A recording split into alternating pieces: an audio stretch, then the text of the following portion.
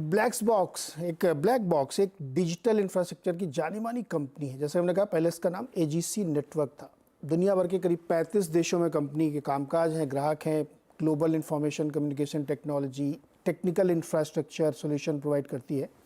Company ने हाल ही में बेंगलुरु में एक डेटा सेंटर भी खोला है, जो सेंटर ऑफ एक्सीलेंस होगा और जिसमें R&D लैब्स और कमांड सेंटर की सुविधा मौजूद रहेगी। एक्चुअली कंपनी के इसको पढ़ के समझ में नहीं आता कि वास्तव में कंपनी का बेसिक काम क्या है। वो सिर्फ चीज़ें समझते हैं। और इस तरह बातचीत करने के लिए हमारे साथ कंपनी के president and CEO Sanjeev Verma ji हैं। संजीव सर, बहुत बहुत स्वागत है आपका। बहुत कम बातचीत होती है सर आपकी कंपनी के बारे में, और लेकिन आज मैंने सोचा बातचीत की जाए। तो एक तो नाम बदल गया, अब आपने ब्लैक बॉक्स का एक्विजिशन कर लिया नैस्डैक की कंपनी का। क्या क्या काम करते हैं आप लोग? पहले हम लोगों को एकदम आसान भाषा में समझाइए अपने निवेशकों को। Okay, thank you Neeraj ji. सो आसान भाषा में समझाएं तो अगर आप आईटी को दो तरीके से देखें, एप्लीकेशंस जो कि हमारा आप यूज करते हैं, कोई भी एप्लीकेशन यूज करते हैं अपने फोन पे, अपने आईपैड पे, कंप्यूटर पे, तो कोई भी एप्लीकेशन को यूज करने के लिए जहाँ पे रखा होता है एप्लीकेशन, वहां से आपको आपके तक पहुंचाना होता है। तो उसके लिए एक नेटवर्क की जरूरत होती है, एक ट्रांसपोर्ट की जरूरत होती है, और सारे हमारे जो डेटा हैं उनको स्टोर करने के लिए एक जगह की जरूरत होती है। ठीक है, हम उबर यूज करते हैं तो गाड़ी आ जाती है, पर वो कनेक्टिविटी जरूरत होती है। तो हम इंफ्रास्ट्रक्चर जिससे कि आदमी को, अपने जो यूजर हैं उनको एप्लीकेशन को यूज कर सकें, उसको यूज करते हैं और उसको सिक्योर करते हैं। तो हम नेटवर्क, कनेक्टिविटी, साइबर सिक्योरिटी और आधुनिक कर्मस्थल, मॉडर्न वर्क प्लेस, जो कि हम अभी हमारा बात कर रहे हैं वीडियो के द्वारा, इन सब चीजों की हम सर्विसेज प्रोवाइड करते हैं ग्लोबल कस्टमर्स को। हम among the largest players in space में इंडियन आईटी कंपनी की। तो networking, cyber security, data centre और modern workplace service supply करते हैं अपने कस्टमर्स को, ग्लोबल कस्टमर्स को। और इसके अंतर्गत जितने भी सर्विसेज हैं, मैनेज सर्विसेज हैं, हम इनको से सपोर्ट करते हैं ग्लोबल कस्टमर्स को। तो मतलब मोटे तौर पे कि जो डिजिटल इंफ्रास्ट्रक्चर है, जो सॉफ्टवेयर हार्डवेयर दोनों हो गए, अब उसके बीच में आप मैरी कराते हैं और उसको मैनेज करते हैं, सिक्योर करते हैं और वो सर्विस प्रोवाइड करते हैं। किस तरीके के क्लाइंटेल होते हैं जिनको आप लोग ये सर्विसेज देते हैं? किस किस तरीके के प्रोजेक्ट में काम करते हैं? जी, बहुत सारे प्रोजेक्ट पे। ऐसे तो हमारे फॉर्च्यून 500 कस्टमर्स हैं, दुनिया के सबसे बृहत्तम बैंक्स हैं, हाइपर स्केल डेटा सेंटर्स हैं, जो सोशल मीडिया कंपनीज हैं, मैन्युफैक्चरिंग कंपनीज हैं। सो हम हर एक तरीके की इंडस्ट्री में काम करते हैं, लोकली और ग्लोबली काम करते हैं, इसलिए हम ग्लोबल कंपनी कहते हैं। Think globally, act locally. So हम अमेरिका में 6 कॉन्टिनेंट, 35 देशों में कस्टमर्स हैं, करीबन 7,000 करोड़ की रेवेन्यू, 4,000 लोग हमारे साथ काम करते हैं, और हम तेजी के से आगे ले जाने की कोशिश कर रहे हैं to be one of the largest players in the IT infrastructure space. IT infrastructure में वन ऑफ द लार्जेस्ट और लार्जेस्ट बनने की तरफ। संजीव जी, ये बताइए कि ज़्यादातर अभी आपका कामकाज दुनिया के अलग अलग देशों में, भारत में उतना कम है ऐसा भारत में, और अब इसको अब तेजी से बढ़ाने की कोशिश कर रहे हैं। हाँ, तो हम करीबन 7% काम भारत में भी करते हैं। तो आईटी कंपनीज की सबसे बड़ी मार्केट अमेरिका है, सब आईटी कंपनीज के लिए है, तो हमारे लिए भी वही है। और इंडिया में करीबन 1,000 लोग हैं, करीबन 600 करोड़ की काम करते हैं। उम्मीद है कि हम आगे $2 बिलियन की रेवेन्यू की 3 साल की प्लान बना रहे हैं। उसके साथ इंडिया की भी रेवेन्यू और आदमी को ऐड किया जाएगा। तो तेजी हर एक देशों में आएगी, तो इंडिया में भी आएगी। ओके सर, अभी मैं देख रहा था आपका जो FY23 का रेवेन्यू है वो लगभग $1 बिलियन के आसपास है। सो 23 का रेवेन्यू जी करीबन 6,200-6,300 करोड़ के आसपास है। ठीक है, 2024 की हमारी लक्ष्य है कि हम 7,000 करोड़ तक पहुंचे। 400-450 करोड़ के EBITDA और 140-170 करोड़ की पैट की हमने घोषणा करी है। उस पे हम लक्ष्य पे उतरेंगे, और आगे 3 साल में हमारी उम्मीद है कि हम इसको दुगना से ज्यादा लेके जाएंगे। ये हमारी करेंटली प्लान है। 3 साल में दुगना रेवेन्यू करेंगे, मतलब 20-25% की रेवेन्यू ग्रोथ कम से कम 30% की हर साल आपको करनी पड़ेगी। तो सर, क्या क्या ट्रिगर्स हैं जो इस ग्रोथ को अचीव करने में मदद होंगे? जैसे बहुत सारे इंफ्रास्ट्रक्चर के काम हो रहे हैं भारत में, खास तौर पे दुनिया में भी हो रहे होंगे, तो उनमें आप अपॉर्चुनिटी देख रहे हैं? जैसे बहुत सारे नए एयरपोर्ट बन रहे हैं, बहुत सारे नई इंफ्रास्ट्रक्चर की बड़ी बड़ी बिल्डिंगें बन रही हैं, वहाँ ये सब आपके लिए अपॉर्चुनिटीज़ होती हैं क्या? आपने बिल्कुल सही कहा नीरज जी। वहाँ पर जितने भी इंफ्रास्ट्रक्चर बन रहे हैं, क्योंकि एयरपोर्ट्स हो, पोर्ट्स हो, डेटा सेंटर काफी बन रहे हैं, इंडिया में भी काफी आ रहे हैं। सो जैसे जैसे हमारी उम्मीद है यूजर्स की कि हम डेटा को माइन करेंगे, ज्यादा एआई आएगी, तो उनको स्टोर करने के लिए डेटा सेंटर्स चाहिए, उनको लोगों तक पहुंचाने के लिए नेटवर्क चाहिए। तो ये बहुत बड़ी अपॉर्चुनिटी है। द नेक्स्ट 5 to 7 ईयर्स हमारी उम्मीद है कि इंफ्रास्ट्रक्चर जो हमारे पास है, डिजिटल इंफ्रास्ट्रक्चर, इसको काफी रिफ्रेश की जाएगी, क्योंकि जो कि कंज्यूमर्स की उम्मीद है कि एक्सपीरियंस अच्छी हो।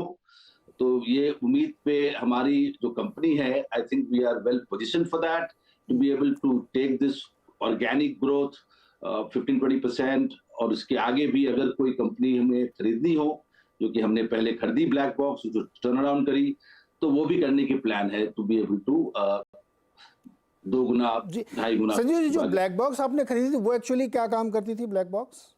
वो सिमिलर काम करती थी नीरज जी। उसकी प्रेजेंस अमेरिका में ज्यादा थी, हमारे प्रेजेंस से हम छोटे थे उस टाइम। उसकी यूरोप में काफी प्रेजेंस थी। तो जब एजीसी नेटवर्क्स और ब्लैक बॉक्स हमने जोड़ा, तो दोनों को जोड़ने के बाद हमारी करीबन 6 महाद्वीपों में 35 देशों में अपनी प्रेजेंस बढ़ी। और उस प्रेजेंस को हम आगे और डीपर एंड वाइडर ग्रो कर रहे हैं। और ये अभी जो हमारी अगले 3-5 साल जो आप जो देख रहे हैं, काफी डिजिटाइजेशन की बातें चल रही हैं। इसमें ये उम्मीद है कि हमारी कंपनी की काफी ग्रोथ होगी, और इसमें नेटवर्क की जरूरत होगी, काफी डेटा सेंटर्स बनेंगे, काफी फिजिकल इंफ्रास्ट्रक्चर्स बनेंगे। इन सब जगह पे जो भी तकनीकी इंफ्रास्ट्रक्चर है, ब्लैक बॉक्स की वो स्ट्रेंथ है, और उस पे हम उसके बेसिस संजीव पे जी, जैसे मान लीजिए कोई डेटा सेंटर बना या कोई बहुत बड़ा प्रोजेक्ट बना, उसके अंदर आपने डिजिटल इंफ्रास्ट्रक्चर बनाया, अब वन टाइम तो हो गया, उसके बाद मेंटेनेंस भी कंटिन्यूसली आपके पास रहता है? यस, तो पहले प्रोजेक्ट करते हैं, उसके बाद आप उसको ऑपरेट करते हैं, और उसके बाद 3-5 सालों में उसको आप रिफ्रेश करते हैं। कोई चीज हमेशा तो रहता नहीं है, तो उसके आगे आप उसको रिफ्रेश भी करते हैं। तो उसको आप पहले डिजाइन करें, फिर उसको आप डिप्लॉय करें, फिर मैनेज करें, फिर दोबारा उसको रिफ्रेश करें। तो यही साइकिल ऑफ ये टेक्नोलॉजी साइकिल। है। संजीव जी, एक चीज़ समझाइए कि आपका जो मार्जिन मैं देख रहा था वो 4-5% के बीच में है, लेकिन 2020-20 में 7-8% भी था। नॉर्मल मार्जिन क्या है, और दोनों में मेंटेनेंस में ज़्यादा है या वन टाइम प्रोजेक्ट में? सो हमारी नॉर्मल मार्जिन, हमारी गोल नीरज जी 10% की है, हम करीबन 6% पे भी हैं। हमारी उम्मीद है कि आगे जब रेवेन्यू बढ़ेगी, हमारी centre of excellence in Bangalore में जब प्रोडक्टिविटी पूरी तरीके से हमको उसकी लाभ मिलेगी, तो हम आगे इसको 10% पे लेके जाएंगे। 10% ऑपरेटिंग मार्जिन की हमारी गोल है। और हम आगे आने वाले क्वार्टर में, अगर आप देखें पिछले कई क्वार्टर में, वो धीरे धीरे आगे बढ़ रही है। तो हमारी उम्मीद है कि हम खुद 10% ऑपरेटिंग मार्जिन की तरफ लेके जाएंगे। 10% ऑपरेटिंग मार्जिन लेके जाएंगे, और ये जो बेंगलोर में ऑपरेशनल वाला बनाया आपने, इसी से ज़्यादा काम मिलेगा, राइट सर? इससे करीब 500 लोग उसमें डाला गया है, उसको एक्सपैंड किया जाएगा, और स्केल के साथ प्रोडक्टिविटी इंप्रूव करेगी। अभी ये हमने कोविड के टाइम में वो सेंटर स्टार्ट किया था, अभी मैच्योरिटी कर्व पे है, तो उम्मीद है कि उसके साथ हमारी मार्जिन भी इंप्रूव करेगी। संजीव जी, एक चीज़ बताइए, चूँकि आपके पास बहुत लार्ज मैन पावर रखते हैं, और आपका जो काम है उसमें ये ज़रूरी भी होता होगा, ये क्या है, कॉस्ट एस्केलेशन का बड़ा आइटम है जिसकी वजह से थोड़ा दबाव रहता है मार्जिन पे? सो पहले थोड़ा दबाव आया मार्जिन में ड्यूरिंग कोविड के टाइम। आई थिंक हमने दैट्स द रीजन आपने देखा कि हमारी मार्जिन थोड़ी घटी। पर हमने जैसे जैसे नए प्रोजेक्ट आते हैं, अभी हमने उसको बेकिंग किया हुआ है, हमारी इन्फ्लेशन बेकिंग किया हुआ है, मार्जिन बेकिंग किया हुआ है। तो अच्छे से मार्जिन पे सेल करना, प्रोडक्टिविटी अच्छा लाना, और स्केल की बेनिफिट मिलना, ये तीनों चीज को अगर आप देखें, तो हमारी गोल है कि हम इसको 10% मार्जिन में आने वाले क्वार्टर में लेके जाएंगे।